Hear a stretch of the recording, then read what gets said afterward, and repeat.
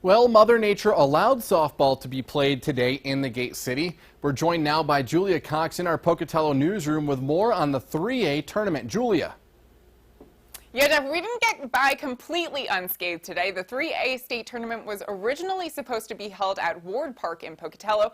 Due to the heavy rains overnight, it ended up having to be moved to Capel Park in Chubbuck. So we have the Panthers taking on Emmett in our first game at Capel Park with luckily no rain in sight. Emmett would strike first, top of the first, runner on first, and Madison Gosling hits a single to center field. It gets by the center fielder, allowing a run to score, and the Huskies go up 1-0. Top of the third now, runner on first and second. Check out Anna Taylor's arm as she throws a strike to third. Kenya Levitt is there to apply the tag for the out. And then the same inning, same batter, Emma Swindlehurst hits one off the end of the bat. It kind of has a funky spin, so the Panthers can't handle it.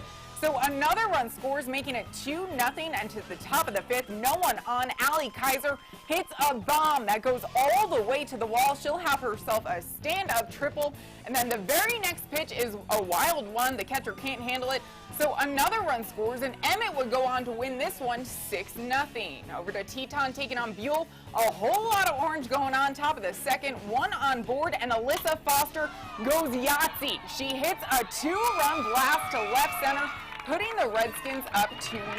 To the bottom of the second, runner on first and second, and Madison Summers hits a ball. There's a little miscommunication by the middle infield, so the ball gets away, a run scores, and it's 2-1. Teton still with the lead. Same inning, runner on first and third, and McKenna Brickman hits one over the center fielder's head. 2 runs will come in to score, and Buell takes a 3-2 lead.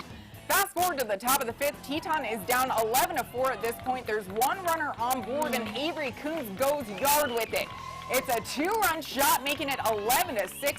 The Redskins would try to claw their way back, but they made it interesting. They made it 11-8, but Bailey Anderson gets the backwards K to end the game. Over to Emmett taking on Buell now in the second round. We're going to jump to the top of the sixth. Emmett is up 6-0, but here comes Buell. Bases are loaded, and Kayla Cole gets around on that one. It's over the head of the left fielder.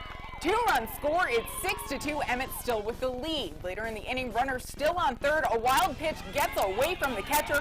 Madison Emmett comes home. She's initially called out, but the pitcher drops the ball, so a run scores, and it's 6-3 Emmett. And then later, McKenna Brickman will single to left, so another run scores, and all of a sudden, the Indians are within 2 runs.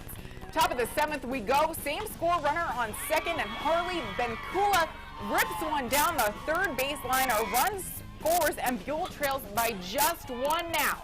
Later, there's a runner on second. They replace Zoe Himes with Allie Kaiser. She started the game, and her first batter back is Emmett, and she goes yard, hitting a 2-run blast. Buell shuts Emmett down in the bottom of the inning, and they end up winning 7-6.